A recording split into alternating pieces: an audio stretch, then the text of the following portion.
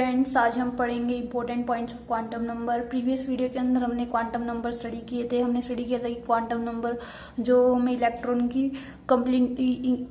के बारे में कंप्लीट इन्फॉर्मेशन देते हैं कि इलेक्ट्रॉन कहाँ प्रेजेंट है, कौन सी शेल के अंदर है, कौन सी शेल के अंदर है, कौन सी ऑर्बिट के अंदर है, उसकी स्टेट स्पिन क्या है, किस डायरेक्शन में वो मूव कर रहा है। तो इसके लिए हमने क्या किया था, 4 इलेक्ट्रॉन जो है क्वांटम नंबर जो है वो डिफाइन किए थे। Principal quantum number, azimuthal quantum number और मैग्नेटिक स्पिन क्वांटम नंबर और स्पिन क्वांटम नंबर। ठीक है, ये सब हमने पढ़ लिया था। और इससे रिलेटेड क्वांटम नंबर से रिलेटेड कुछ इंपॉर्टेंट पॉइंट है जिस पर बेस्ड हम न्यूमेरिकल करेंगे, जो हमारे एग्जाम के अंदर डायरेक्ट आते हैं, बहुत ही इंपॉर्टेंट है।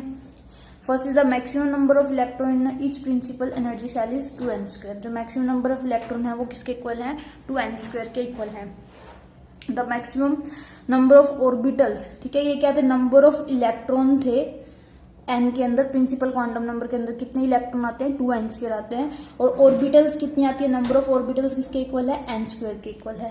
क्योंकि एक ऑर्बिटल के अंदर कितने 2 इलेक्ट्रॉन्स आते हैं, तो जब n² ऑर्बिटल्स हैं तो उनके अंदर कितने इलेक्ट्रॉन आएंगे, 2n² इलेक्ट्रॉन आएंगे। ये दोनों एक दूसरे से रिलेटेड हैं। ठीक है, तो मैक्सिमम नंबर ऑफ इलेक्ट्रॉन किसके इक्वल हो जाएंगे, 2n² हो जाएंगे। और नंबर ऑफ ऑर्बिटल किसके इक्वल हो जाएंगी, n² के इक्वल हो जाएगी। जब हमने स्टडी किया था कि एस सब शेल के पास क्या होती है, 1 ऑर्बिटल होती है और 1 ऑर्बिटल के पास 2 इलेक्ट्रॉन है, तो एस सब शेल के पास 2 इलेक्ट्रॉन हो सकते हैं। ठीक है, एस सब शेल के लिए हम इसको कैलकुलेट भी कर सकते हैं। एस सब शेल के लिए L इज इक्वल टू 0 होता है, इसलिए ml क्या हो जाएगा, 0 हो जाएगा, यानी 1 ऑर्बिटल है। ml किसको रिप्रेजेंट करता है, ऑर्बिटल को रिप्रेजेंट करता है, नंबर ऑफ ऑर्बिटल को। इसकी 1 value means 1 orbital, 1 orbital means 2 electron. 1 orbital के पास कितने आते हैं, 2 इलेक्ट्रॉन आते हैं।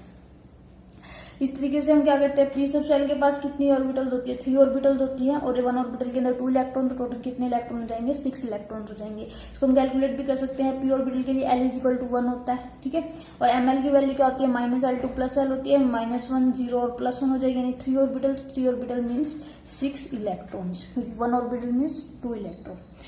डी सब शेल के पास कितने होते हैं, 5 ऑर्बिटल्स होते हैं। इनमें से मैक्सिमम कितने 10 इलेक्ट्रॉन आ सकते हैं। 5 ऑर्बिटल कैसे होते हैं, हमें पता है। डी सब शेल के लिए L की वैल्यू 2 होती है, फिक्स होती है ये वैल्यूज।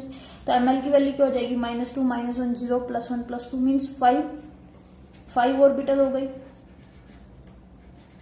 5 ऑर्बिटल्स का मतलब क्या होता है, 10 इलेक्ट्रॉन्स।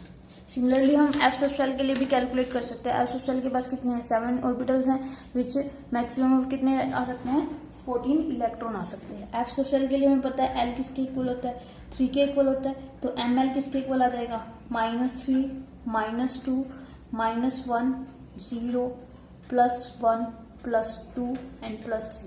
टोटल कितने हो गए, 1 2 3 4 5 6 7, कितनी हो गई, 7 ऑर्बिटल्स हो गई। 7 ऑर्बिटल्स का मतलब क्या है, 14 इलेक्ट्रॉन्स, क्योंकि एक ऑर्बिटल के अंदर 2 इलेक्ट्रॉन आते हैं। ठीक है, ये तो इंपॉर्टेंट पॉइंट्स हो गए जिन पर बेस्ड हम कुछ न्यूमेरिकल करते हैं। तो टाइप्स ऑफ प्रॉब्लम या न्यूमेरिकल कौन कौन से होंगे। सबसे पहला केस क्या है कि quantum numbers are given, find the orbital. हमें क्वांटम नंबर दिए हुए हैं, हमें ऑर्बिटल कैलकुलेट करनी है कि इन क्वांटम नंबर से रिलेटेड कौन सी ऑर्बिटल हो सकती है। हमें n इज इक्वल टू 1 दिया हुआ है, L इज इक्वल टू 0 दिया हुआ है। L इज इक्वल टू 0, इसका मतलब क्या है, S सब शेल है।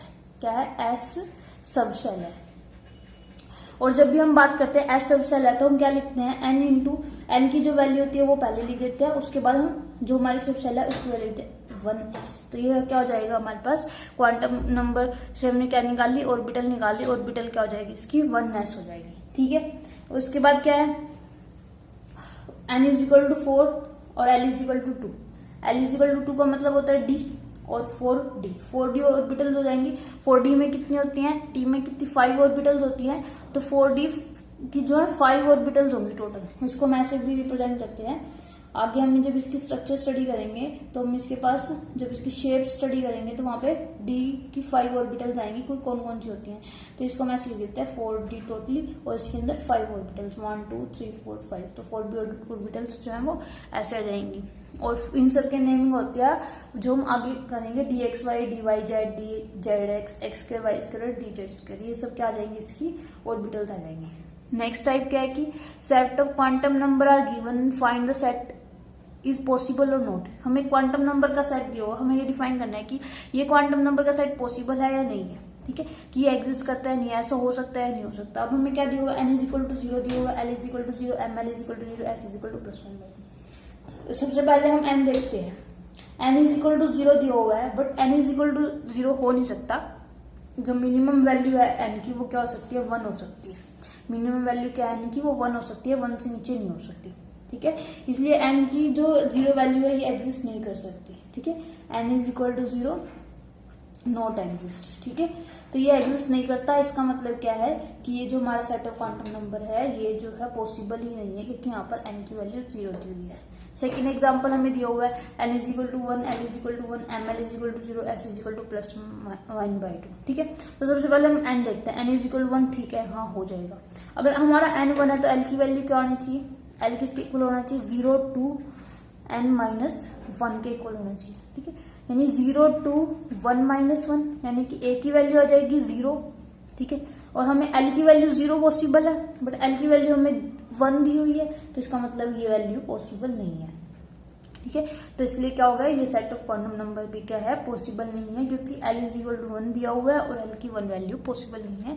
तो हमें आगे फर्दर देखने की जरूरत ही नहीं है, हम यहीं तक देख लेंगे। इस तरीके से हम देखेंगे, अगर हम यहाँ पे l भी मान लो 0 आ जाता, तो अगर ml की वैल्यू हम 1 दी है, एक एग्जाम्पल लेके देखते हैं कि अगर हमें क्या दिया हुआ है, ऐसे दे देते वो एक एग्जाम्पल और ले लेते हैं कि n इज इक्वल टू, तो मान लो 1 दिया हुआ है, l इज इक्वल टू 0 दिया हुआ है, और ml हमें क्या दे दिया, वो 2 दे देता है। ml हमें 2 दे देता है। n is equal to 1 true हो गया, l इज इक्वल टू 0 भी ट्रू है, तो ml की वैल्यू भी क्या आएगी, 0 आनी चाहिए थी ना।